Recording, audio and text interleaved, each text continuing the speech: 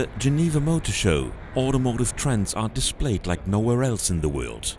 Here is where experts meet and discuss about the future of the car industry.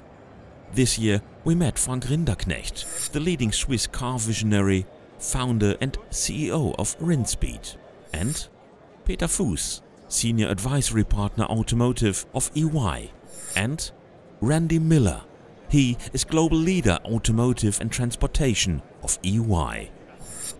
What are the major automotive trends in the year 2015? Is it e-mobility? Is it autonomous driving? Or is it connectivity? Frank, looking at your latest project here at the Geneva show, it seems to be a mix of it all, right? Well, actually, all is combined within the body. We try to really make the future tangible, to see what is in store for it, how we drive tomorrow and the day after tomorrow. You have been looking, Randy, in your latest industry survey at the major trends in the industry. It's called Changing Lanes. What are the results of this survey? This is our third release of Changing Lanes, which is focused on the perspectives of the C-suite over the next 18 months. We interviewed about 125 executives across the automotive value chain. And really the three things that came out was a big focus on execution around dealing with uncertainty and volatility in certain markets. Second major theme is all around innovation. The need for faster innovation to respond to connectivity issues and to deal with opportunities like we've been talking about today in terms of autonomous vehicles, etc. And the third one really is a focus on the war for talent and filling talent gaps around the world to help with that innovation speed. Peter, you have been looking at the technology trends as well, not only at the entire car itself, but at the human-machine interface, HMI, which seems to be a major trend, that people want to have a close connection to their vehicles. What are the outcomes of this survey, and what do you think will be the future trends? Well, assuming that autonomous driving is the future to allow individual mobility, if it is on an optional basis like an autopilot, you can switch on, switch off.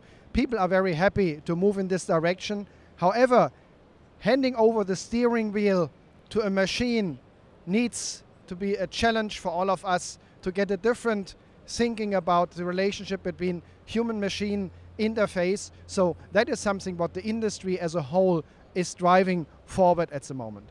Frank, in your projects that you're presenting on the Geneva show since years, you have the opportunity to come in close contact to the OEMs, to the CEOs of the different companies, giving you feedback to their technologies. What do you think this year's feedback is? Is the industry sure that this will be the automotive future? Well, not in the form as we've shown in here.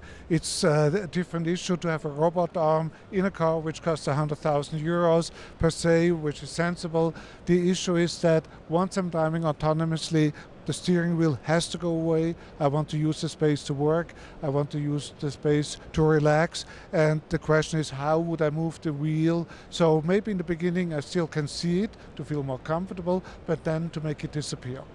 Randy, the partnering with Rinspeed and EY, what advantages do you see in that? How do you judge the cooperation between your two companies? Well, I think one of the key strategies for success in the sector is all around collaboration. And I think this relationship between EY and Rinspeed gives us a great opportunity to collaborate together around innovation. Which, as I mentioned, is the #1 biggest success requirement going forward on speed to innovation. And this partnership gives us kind of on-the-ground opportunity to work together on one of the most important innovations that could really reshape this sector going forward. And Frank, what is the advantage for you? How do you judge this cooperation? You have plenty of companies in this project, but this year, firstly, EY. What is the advantage of that cooperation? Well, the advantages are quite numerous.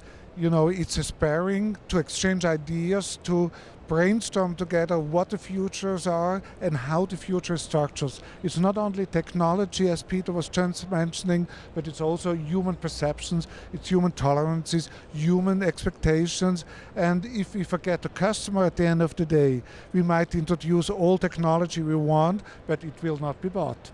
So maybe at the end of our discussion, a small outlook into the future. So Frank, what will be the next trend on the Geneva Motor Show in 2016? What do you guess? Well, if I were to guess, I would not even mention it because I will keep it for me. So let's wait what next year has in store for us. Looking forward to that. Gentlemen, thank you very much. Enjoy the rest of the Geneva Motor Show. Thank you for watching.